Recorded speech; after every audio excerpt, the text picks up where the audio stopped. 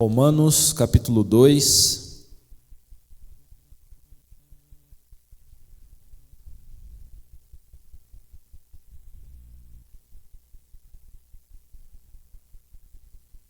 Onde faremos a leitura do verso de número 1 ao verso de número 11. Romanos capítulo 2, versos 1 a 11.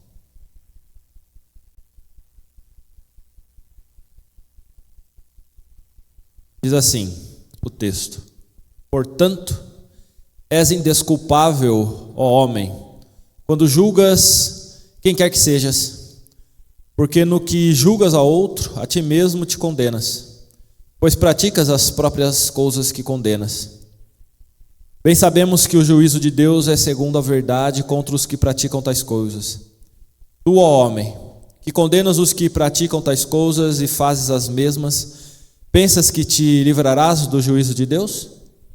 Ou desprezas a riqueza da sua bondade e tolerância e longanimidade, ignorando que a bondade de Deus é que te conduz ao arrependimento? Mas segundo a tua dureza e coração impenitente, acumulas contra ti mesmo ira para o dia da ira e da revelação do justo juízo de Deus, que retribuirá a cada um segundo o seu procedimento. A vida eterna aos que, perseverando em fazer o bem, procuram glória, honra e incorruptibilidade, mas ira e indignação aos facciosos, que desobedecem à verdade e obedecem à injustiça. Tribulação e angústia virão sobre a alma de qualquer homem que faz o mal, ao judeu primeiro e também ao grego.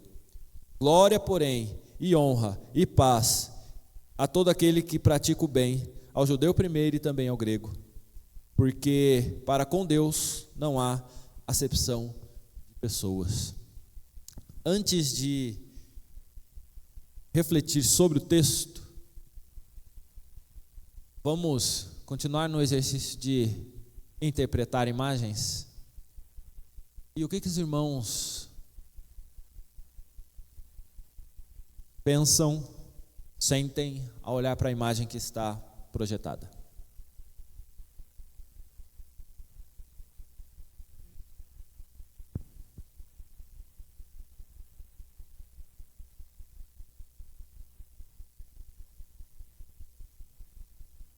Uma árvore está morrendo? Meio a meio. Então, uma parte está morrendo.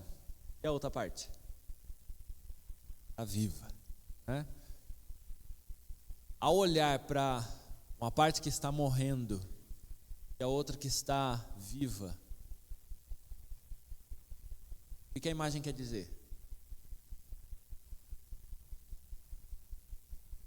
Os tons, as cores são as mesmas? A paleta de cores é a mesma dos dois lados? De um lado,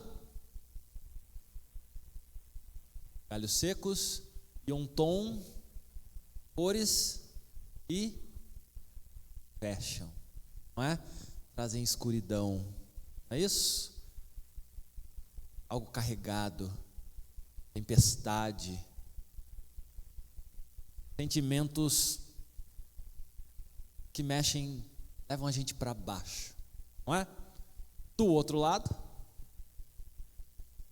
os tons são mais claros, vívidos, né? Cores marcantes, presentes, mas não que as outras não fossem, mas do jeito que está, elas nos levam para cima, não é? Nos levam para alívio, respirar fundo, não é isso?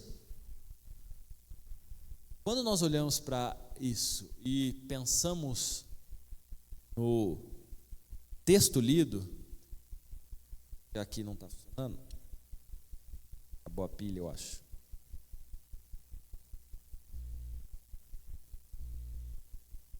Nós vamos refletir então, tentar pelo menos pensar sobre culpa humana e graça de Deus. E eu coloquei a culpa humana do lado pesado, carregado, e a graça de Deus no lado leve, digamos assim, porque normalmente nós pensamos dessa forma, e somos levados a pensar dessa forma, a entender a graça de Deus como algo bom, que nos traz paz, e a culpa humana, ou pelo menos a culpa, como algo penoso, ruim, não é? O senso comum já é isso. E será que seria diferente quando nós olhamos para a palavra de Deus? Bom, de modo geral, a gente vai pensar muito sobre está ali, escrito na pedra. Jefferson, apaga, por favor, a luz aqui na frente.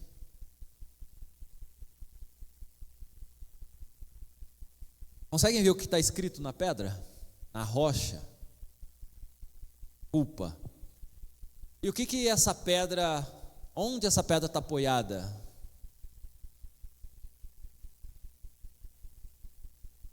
E essa pessoa, ela está aliviada? Está sofrendo, não é? Para carregar essa culpa, essa pedra. E veja que, semelhante à imagem anterior, qual que é o tom? A paleta de cores? Cinza, não é? Escuro. Porque quando a gente fala de culpa, a gente se sente leve. Quem aqui sentiu culpa e se sentiu leve, feliz? Vamos lembrar então agora sim. Vocês vão precisar falar. Pelo menos 2 momentos. Um momento na infância, onde você se sentiu culpado. Você sentiu a culpa. 10 segundos para vocês pensarem. Na infância.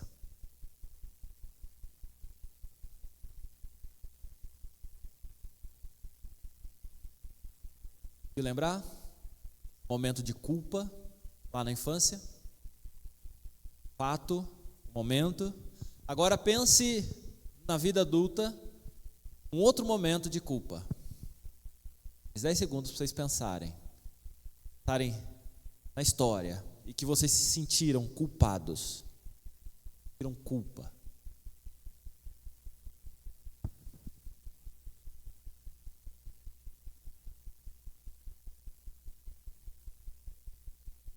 A gente precisa primeiro, depois de pensar em tudo isso, tentar entender o que é culpa. E aí alguém se arrisca a dar uma definição de culpa?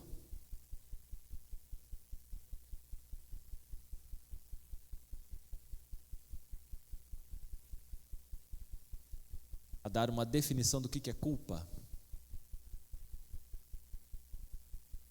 É fácil a gente pensar em alguns aspectos. E aí vamos pensar em 4 deles para tentar esclarecer o que significa culpa. O primeiro deles, vamos pensar em Romanos capítulo 3, verso 23. Romanos capítulo 3, verso 23. Só um pouquinho para frente do texto lido. Pois todos pecaram e carecem da glória de Deus. Nós temos uma culpa teológica. Ou seja, nós temos sobre nós uma consciência de que erramos diante de um marco legal do que é certo diante de Deus. Deus estabelece o que é certo e nós fomos no caminho contrário. Deus fala, vá para a direita e nós vamos para a esquerda. Ele fala, vá para frente e nós vamos para trás. Deus deu uma ordem e nós desobedecemos. A culpa ela vem desse desobedecer, ou pelo menos da consciência, ou não, de que nós estamos desobedecendo, nós estamos indo contra uma ordem dada. Neste caso, uma ordem divina. Nós estamos indo contra Deus. Todos pecaram e carecem da glória de Deus. Existe um fato então, uma culpa teológica, que nós temos consciência, outros não têm. Vamos para outro texto, ainda em Romanos, capítulo 14. Romanos capítulo 14, versos 22 a 23. Romanos 14, 22 e 23. A fé que tens, tem-na para ti mesmo perante Deus. Bem-aventurado é aquele que não se condena naquilo que aprova, mas aquele que tem dúvidas é condenado se comer, porque o que faz não provém de fé, e tudo que não provém de fé é pecado.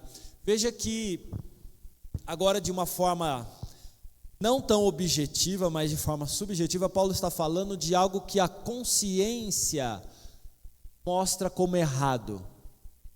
E aí ele até coloca um exemplo de que, se você tem dúvida de algo que te condene, te torne culpado por comer, então por que você está comendo? É a consciência pesada. Perceba que você coloca sobre si, então, uma culpa subjetiva relacionada a algo não necessariamente que é pecado, não algo moral, talvez, mas você carrega em si algo que a sua mente projetou como certo e você fez ao contrário, e portanto é uma culpa pessoal. É você que carrega, você que se impõe essa culpa pelas suas regras. Romanos capítulo 13, versos 1 e 2.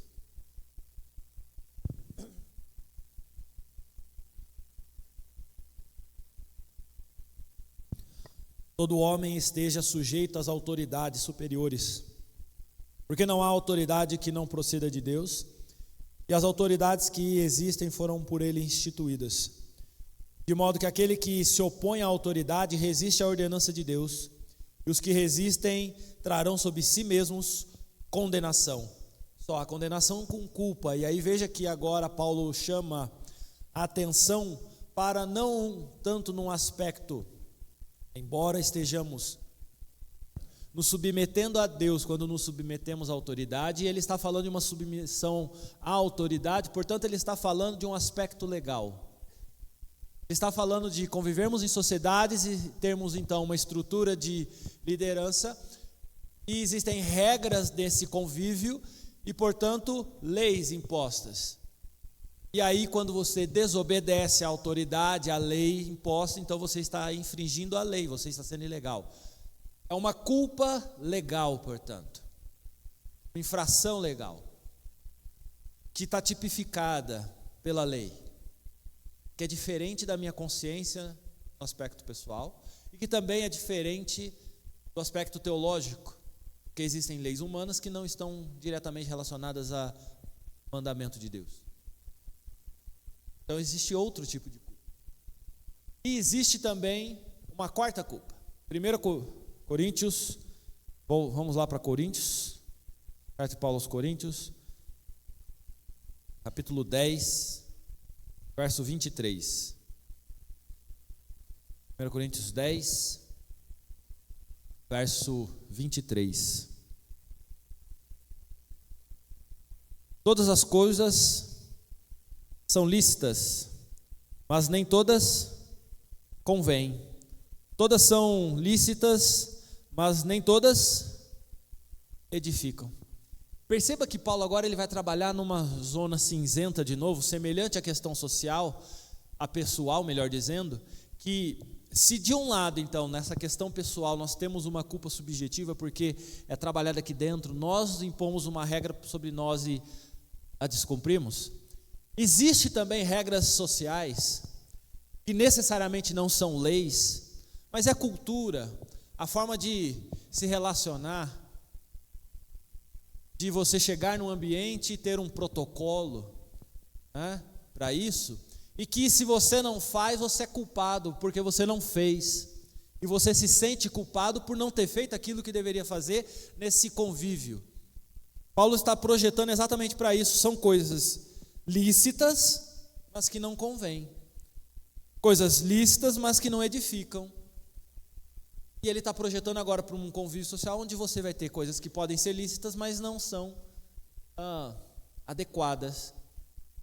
E aí você acaba cedendo em um momento e você não pecou necessariamente, porque não é ilícito, mas você se sente culpado por ter feito. Existe uma culpa social também, do convívio social. Tudo isso são várias culpas. E aí você olha para a vida e fala, talvez eu esteja exatamente como essa pessoa, carregando um monte de culpa. E a culpa, ela faz o que com a gente? Como perguntei antes, quando a gente se sente culpado, a gente está de que lado dessa imagem? Do lado azul ou do lado cinzento? Veja que estar nesse lado cinzento significa que a gente traz tristeza. A culpa nos traz ou nos leva para tristeza. E aí, veja que nós precisamos também diferenciar, e creio que teológica, essa culpa teológica, pessoal, social e legal, ela pode nos levar para duas outras formas de qualificar essa culpa, uma culpa, ou melhor, uma culpa objetiva e uma subjetiva, e que vão produzir tristezas também que são diferentes. Tristeza é se sentir triste, tá, mas o resultado dessa tristeza, ou para onde essa tristeza nos leva, então a gente vai adjetivar essa tristeza, ela pode ser construtiva ou destrutiva. A tristeza, ela pode nos levar ao fundo do poço, ou ela pode tirar do poço. E aí nós vamos ter então um olhar para essa culpa de forma objetiva ou subjetiva. Nós precisamos olhar para isso. Porque quando nós olhamos para o aspecto teológico, o aspecto teológico somos todos pecadores. Isso pode nos levar a uma tristeza destrutiva, porque nós vamos trabalhar isso de forma subjetiva e falar, eu sou pecador miserável, um ser que não presta, que Deus só quer me punir e, portanto, qualquer coisa de ou de mal que aconteça, está certo e eu não tenho mais nada a fazer nessa vida. Se afunda. Você pode olhar para o pecado, se entristecer pelo pecado, porque você desobedeceu a Deus, porque você foi diretamente contra Deus, mas reconhecer que esta é a condição humana e que existe uma saída. Portanto, eu olho para isso e percebo de forma objetiva, penso, existe o pecado, mas existe salvação para o pecado. E graças a Deus que Ele agiu de forma misericordiosa. Nós podemos olhar para o aspecto legal da lei de Deus e lei dos homens, e olhar para isso de forma subjetiva, numa disputa, numa guerra, numa luta, tentando muitas vezes confrontar a lei, falar que a lei está errada, mas de qualquer forma nós vamos sentir tristes com isso, seja porque nós vamos reconhecer que erramos ou porque nós vamos ficar tristes e irados por estarmos sendo perseguidos. De qualquer jeito nós podemos ficar presos nessa tristeza subjetiva, destrutiva, que pode nos levar à ira, à vingança e ao ódio, como também nós podemos olhar para isso de modo construtivo e falar, eu errei, reconhecendo o erro, e a partir do seu erro, você não só receber a paga dele, mas usar isso como exemplo para outras pessoas não cometerem esse erro. Transformação. De forma pessoal, nós podemos olhar de forma subjetiva para essa tristeza, para essa culpa, e ficarmos pensando em todas as regras que nós criamos para nós mesmos, nos imputamos, portanto, e quando nós falhamos nela, nos olharmos como pessoas que não têm condição mais, têm salvação, como pessoas que não têm valor algum para o outro, para a sociedade, como alguém que não merece viver. A culpa, ela pode produzir tristeza nesse ponto. Como também nós podemos olhar para essa culpa, para aquilo que nós nos impomos e pensar em que medida isto está certo. Que ponto eu estou pensando de forma correta e aquilo que eu impus sobre mim e que está me gerando dor, aflição, aperto no coração, é de fato desta forma. Olhar de forma objetiva e, portanto, nessa tristeza, pensar sobre ela e construir algo. Veja que no aspecto social não é diferente, porque não só nós, mas os outros nos impõem culpa. E aí, às vezes, na questão social, não é nem a gente impondo culpa, porque isso talvez fique mais para o pessoal, mas ao nos relacionarmos com as pessoas, com a sociedade, com o mundo, um monte de gente vai apontar o dedo e vai nos culpar por alguma coisa. E nós podemos caminhar por uma tristeza destrutiva, ruim, porque nós vamos tratar isso de forma subjetiva, pensando em como que nós falhamos, erramos e não prestamos para o outro, para nada, nós não servimos, não temos valor. Como nós podemos caminhar para o lado objetivo da culpa e com essa tristeza de ter falhado, ter errado, não ter atendido a certo padrão da outra pessoa, nós falarmos, mas isso não está certo. Ou isso está certo, eu errei, mas eu preciso agora corrigir. Eu preciso restaurar isso. Preciso dar o exemplo de que existe um caminho diferente. Nós temos dois lados nessa história. E infelizmente, a cruz de Cristo não tem sido suficiente para fazer com que as pessoas saiam da tristeza subjetiva ou da culpa subjetiva, da tristeza destrutiva e caminhem para uma culpa objetiva e para uma tristeza construtiva. Tem um texto conhecido bastante de todos, de 2 Samuel. Vamos para 2 Samuel, capítulo 12. Não vamos ler todo o texto, mas vamos deixar aberto para os irmãos olharem para o texto. Segundo livro de Samuel, capítulo 12, do verso 1 a 15.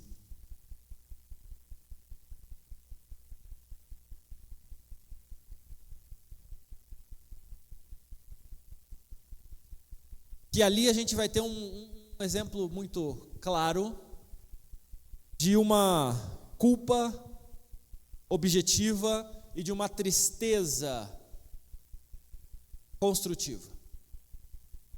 O Senhor enviou Natã a Davi. E por que que Deus mandou Natã a Davi? Todos nós sabemos. Porque Davi fez o quê? Pecou. Mas o pecado dele tem nome. O que ele fez? Fez mais de uma coisa. Primeiro, lá da torre do palácio, ele fez o quê? Cobiçou. E não só cobiçou, como depois disso, consumou a cobiça. Isso se chama adultério. E não contente em cobiçar e adulterar, o que ele faz? Conspira para assassinar, para matar. E não só mata, mas ele mata tentando não ter o sangue em suas mãos, porque ele usa o inimigo, a guerra, como estrategista que é, né, bem estrategista, Davi. Ele faz o quê? Ele usa o inimigo para matar quem ele queria matar. Isso é culpa.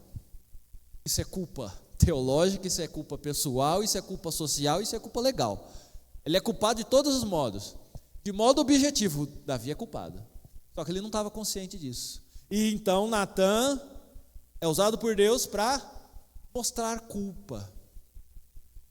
E aí vem a historinha da ovelha, cuidada com carinho, na cama com seu dono e tudo mais, pobre, da família pobre, e vem alguém todo abastado e pega essa ovelhinha e oferece para os seus convidados.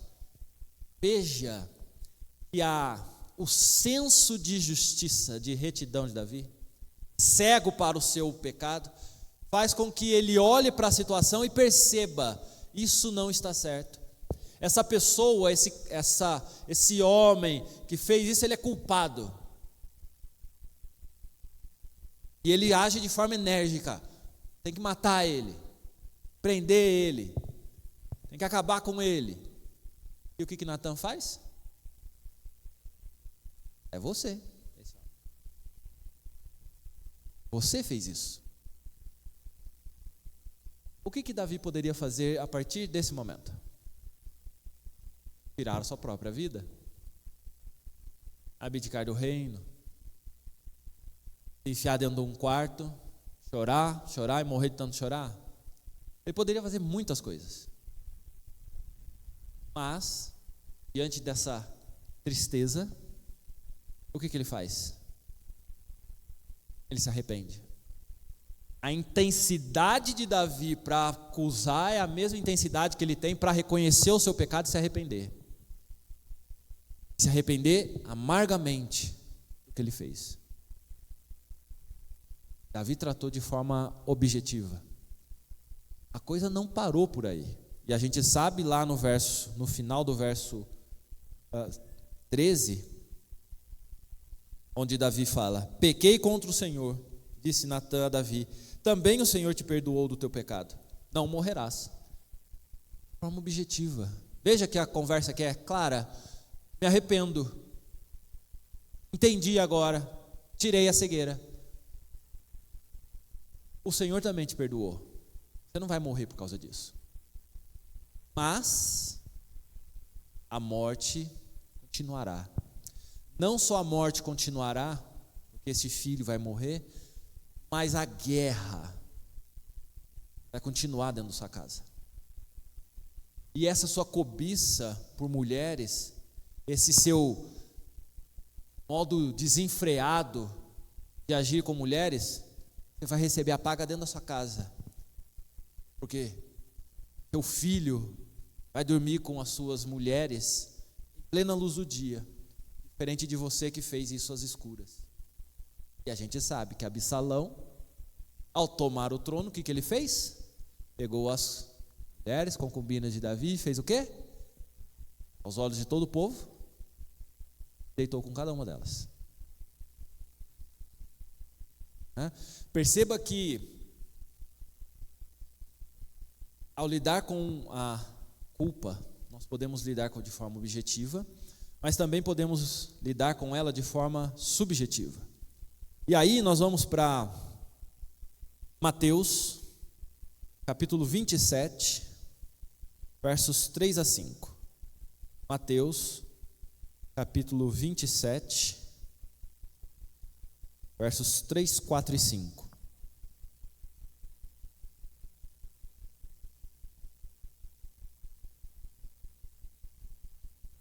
Diz assim o texto: então Judas, o que traiu, vendo que Jesus fora condenado, tocado de remorso, devolveu as 30 moedas de prata e aos principais sacerdotes e aos anciãos, dizendo: pequei, traindo sangue inocente.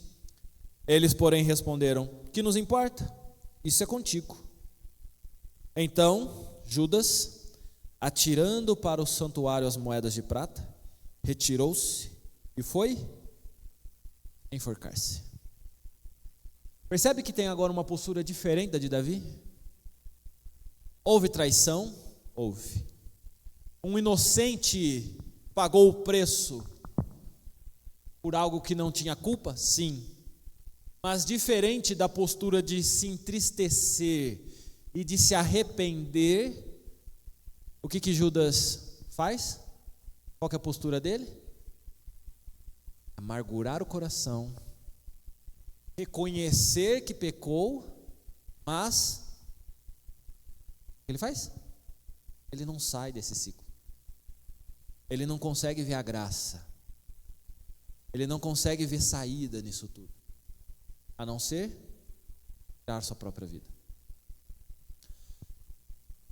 É lógico que nem todos que sentem uma culpa e subjetiva e a tratam de forma subjetiva e caminham com uma tristeza destruindo, eles vão chegar ao ponto de tirar a vida, de fato.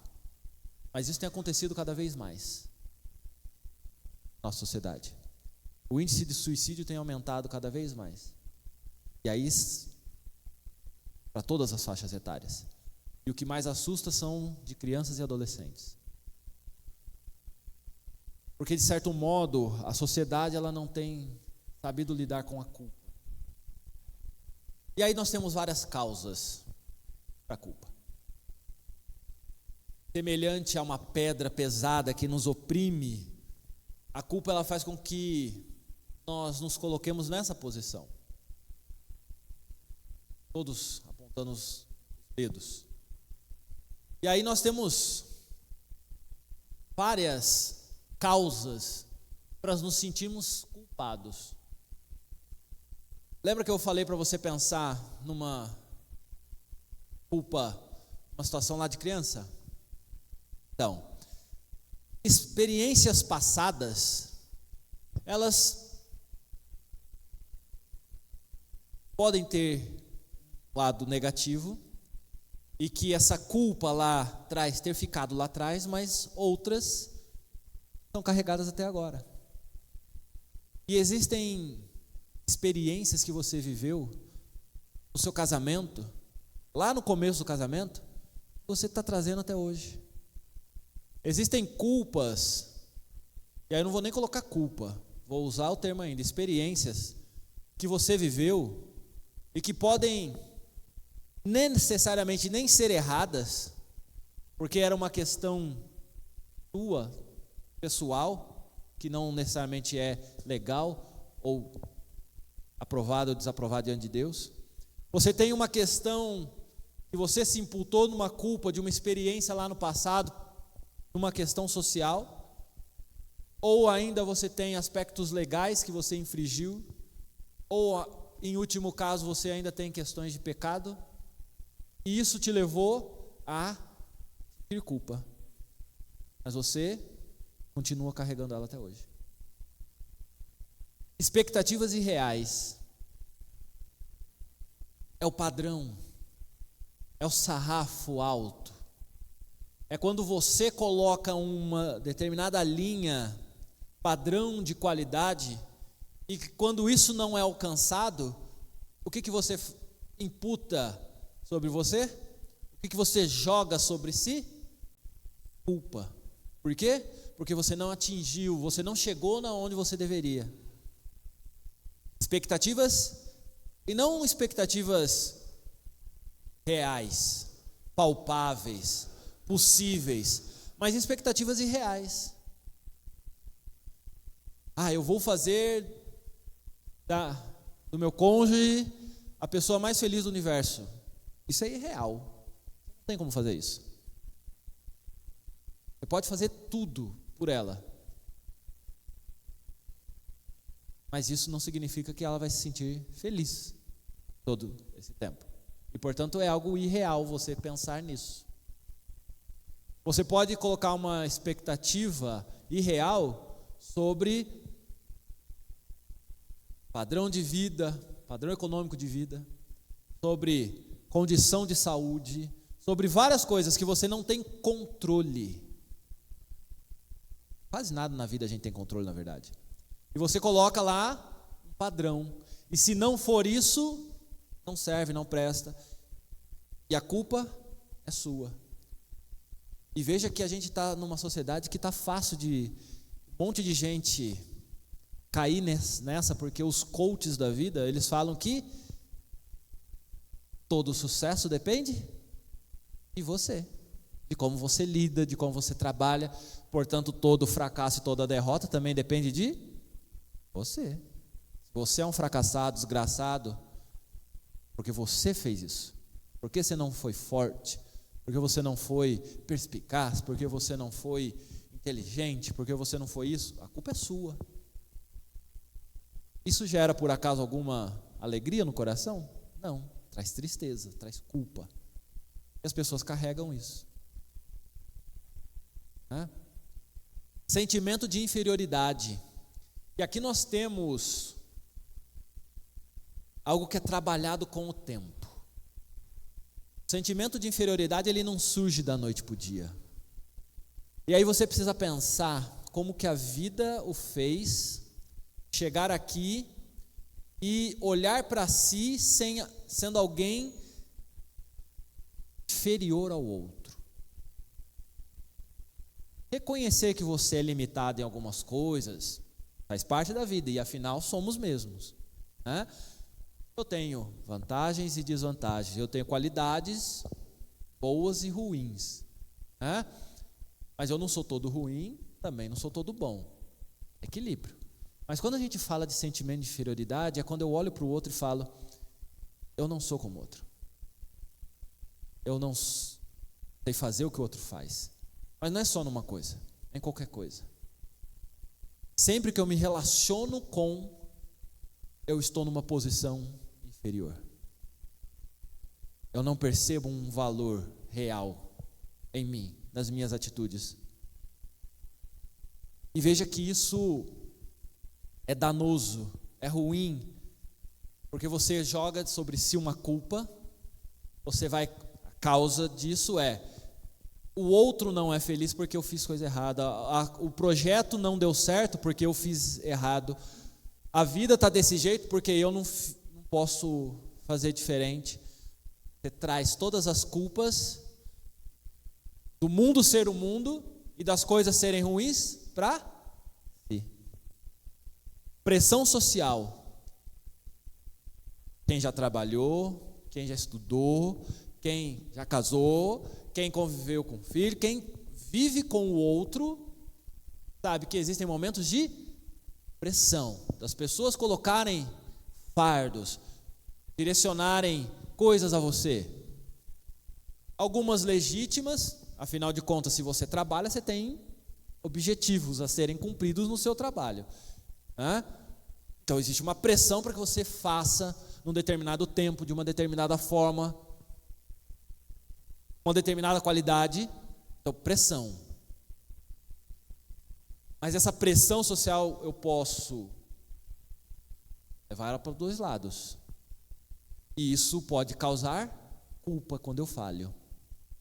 Repreensões e críticas severas. Isso está ligado com o sentimento de inferioridade. E aí, é só a gente pensar como que a gente se sente. Volto lá para a carta de Paulo, né? Por que ele faz a reflexão sobre o contristar? Quando a gente recebe uma repreensão. Lembra lá de criança, quando pai e mãe torceram a orelha. Quando não fizeram isso em casa, mas fizeram isso na festa, você está lá na rua, você está na frente das pessoas, sejam familiares, sejam amigos, e você recebe essa repreensão, chamada de atenção. Conseguiu lembrar agora? Conseguiu lembrar do sentimento? Repreensão, uma crítica severa. No trabalho, então, vem o superior imediato, o chefe, e dá aquela lambada em todo mundo.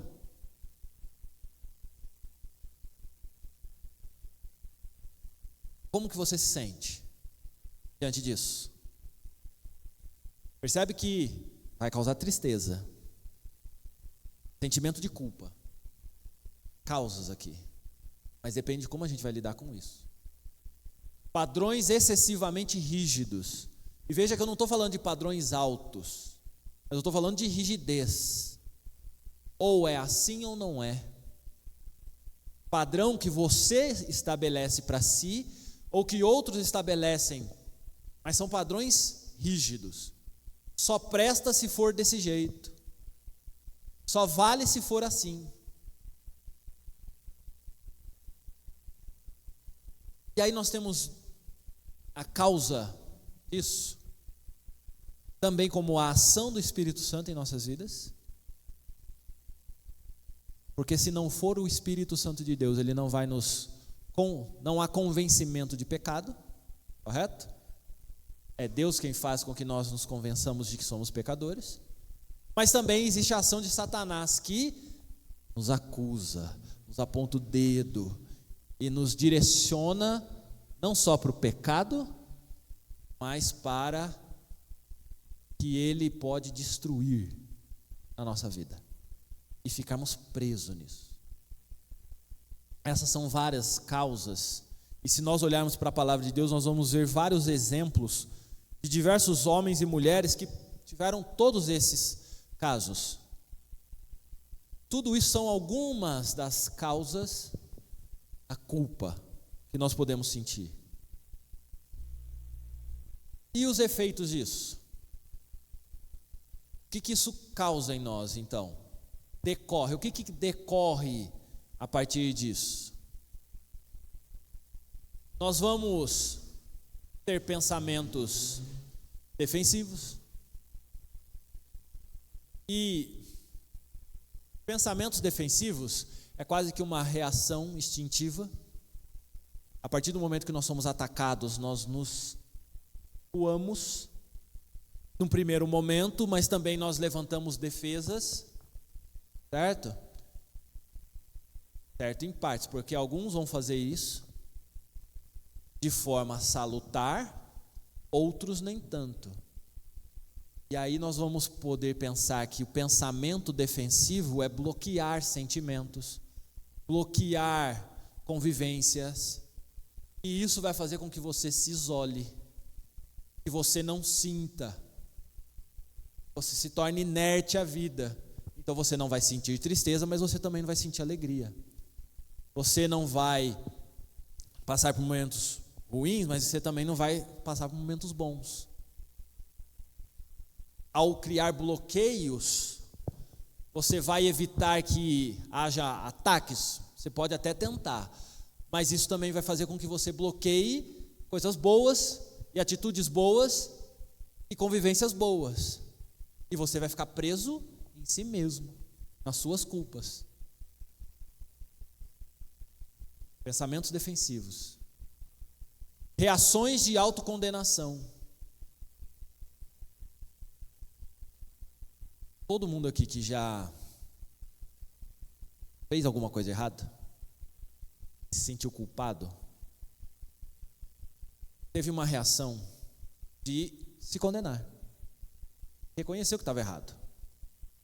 O problema não é reagir de forma a autocondenar-se, mas é quais são as reações que você tem de autocondenação. Vamos lembrar lá da questão de inferioridade? Sentimento de inferioridade. Vamos pensar nos padrões excessivamente rígidos, nas repreensões e críticas severas, e com isso, essa reação de autocondenação é de você se apertar, ficar nessa zona cinzenta, se culpabilizando e não conseguir sair disso. Você não vai conseguir nem olhar para o outro e ver se o outro tem parte nessa culpa. O outro também é culpado. Você não vai conseguir nem ver se você é inocente nessa história. E veja que Paulo fala disso lá em Coríntios, no trecho lido, quando ele fala, olha, vocês se encontraram inocentes. A partir do momento que eu confrontei, alguns foram culpados, poucos ali, mas a grande maioria se viu inocente nessa história. Reações de autocondenação. Reações físicas. Quantas pessoas adoecem fisicamente por causa da culpa? Quantos problemas físicos nós carregamos por causa da culpa? A tal da somatização, né? Onde manchas no corpo, dores de cabeça, dores no estômago, aperto no coração, dores musculares, dor nos ossos, dor na alma. Dores físicas, mas cuja origem não é algo físico, não é metabólico, não é a célula, não é o organismo que está com problema, não é um ataque bacteriano, viral, não é uma doença física que eu posso tratar, mas é algo que eu estou reagindo no meu corpo à culpa, à tristeza. Uma dor moral, consciência pesada, arrependimento e perdão. Esse, na verdade, é um dos últimos que acabam acontecendo e que deveriam ser um dos primeiros efeitos. Porque arrepender-se é olhar para a culpa de forma objetiva, compreender o seu erro, mas só reconhecer isso. Como? Pedir perdão a Deus e se perdoar. Nós temos um problema grave aqui, que são as pessoas que não conseguem se perdoar. Tratamento existe. 4, pelo menos, para a gente pensar. Ajudar as pessoas a encontrar bons valores. Primeiro para si, depois os outros, né? Quais são os bons valores? Quais são os padrões de fato que você deve ter? Lembra do padrão excessivo? Lembra das regras sociais? Olha para elas e pensa de acordo com a palavra de Deus. Quais são os bons valores que eu devo prezar pela vida, na vida, carregar comigo? Eu tenho que ter consciência disso e ajudar o outro a ter a consciência disso também. Ajudar os membros da igreja a compreenderem valores faz parte não só da liderança, mas faz parte de cada um de nós quando nos aconselhamos, quando convivemos. Porque se eu vejo alguém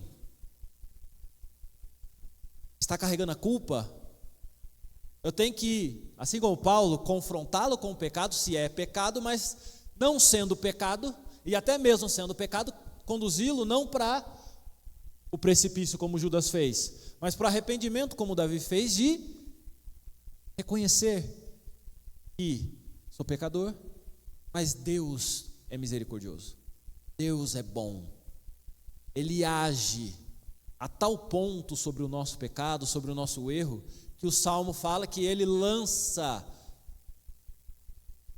mais profundo abismo tudo isso.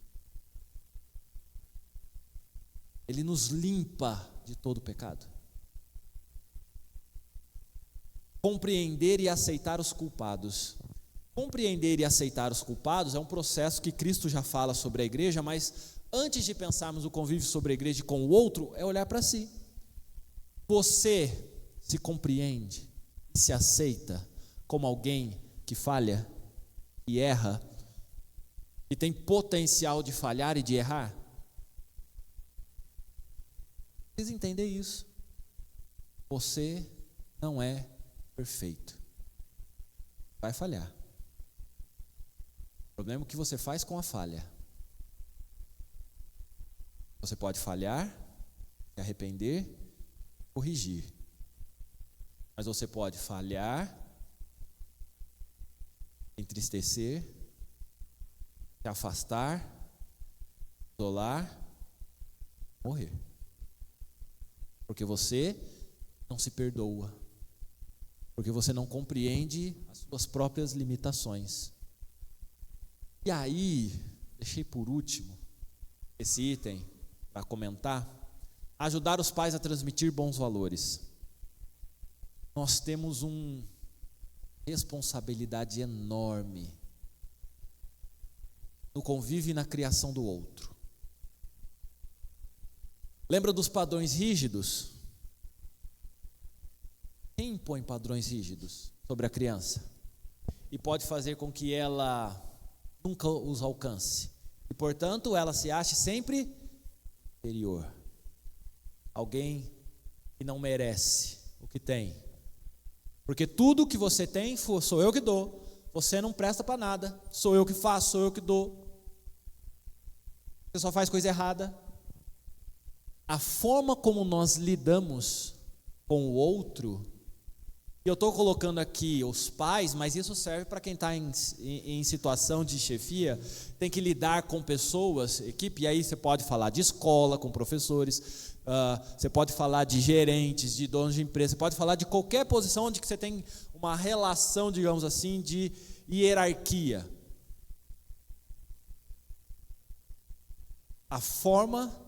O fato existe algo correto e foi feito de forma errada. Existe um culpado. Mas como que você lida com isso? Como que você lida com o culpado? Como que você faz ele sair da tristeza para o arrependimento, perdão e se acertar nesse processo? Se você só lida com o seu filho falando que ele é mentiroso, que ele é incapaz, que ele não presta, ele vai crescer pensando que ele é o quê?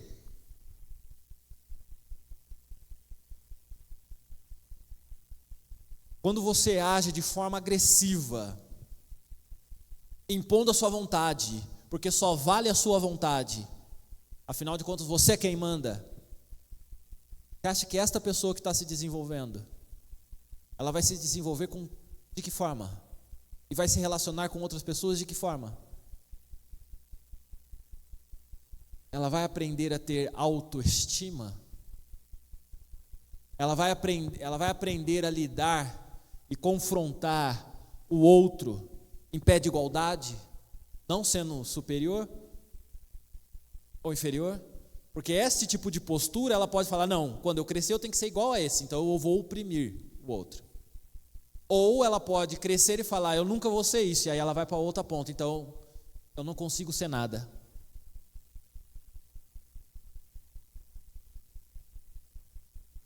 A forma como nós transmitimos bons valores, vão interferir como que nós lidamos com a culpa. E os nossos filhos, as gerações, lidam com a culpa.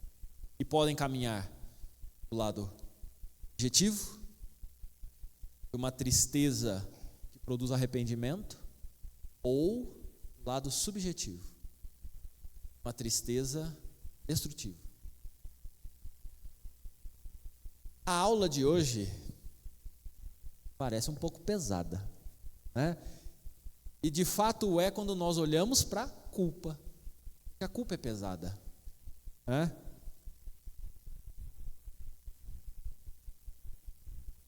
Ela é pesada, de fato. A culpa, ela nos aprisiona.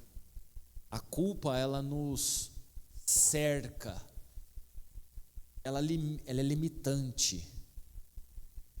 Contudo, nós precisamos lembrar que, se por um lado o aspecto humano só vai produzir situações tenebrosas, ruins, porque nós não temos condição de sair desse ciclo ruim, quando olhamos para a graça de Deus, nós vemos saída. Existe saída para a culpa, para a tristeza. Paulo fala isso, Jesus fala isso, e a Bíblia tem várias histórias, momentos de dor, de sofrimento, de culpa, redundaram em alegria pelo arrependimento. O primeiro passo é arrependimento. O segundo passo é perdão. Perdoar a si e ao outro. Tem saída. Jesus, ele deixou claro o perdão, e quando nós olhamos pensamos na própria oração que nós vamos fazer daqui a pouco do Pai Nosso, nós vamos ver que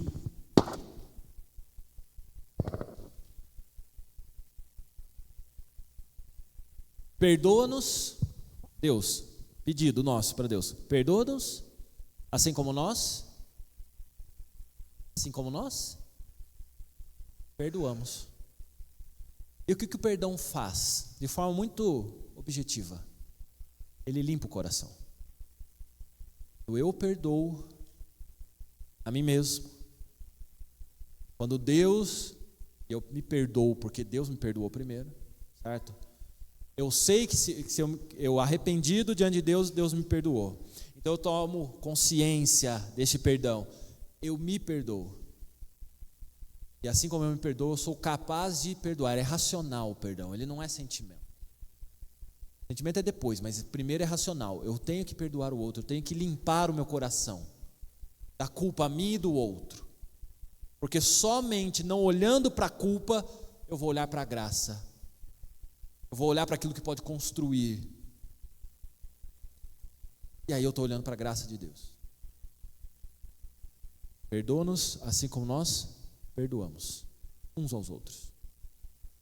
Que o Senhor possa agir com graça, misericórdia, para que diante da culpa nossa, da culpa do outro, o que nós imputamos sobre o outro, nós possamos aprender a perdoar e não viver na culpa, mas viver na graça de Deus. Deus nos abençoe. Vamos passar para as crianças?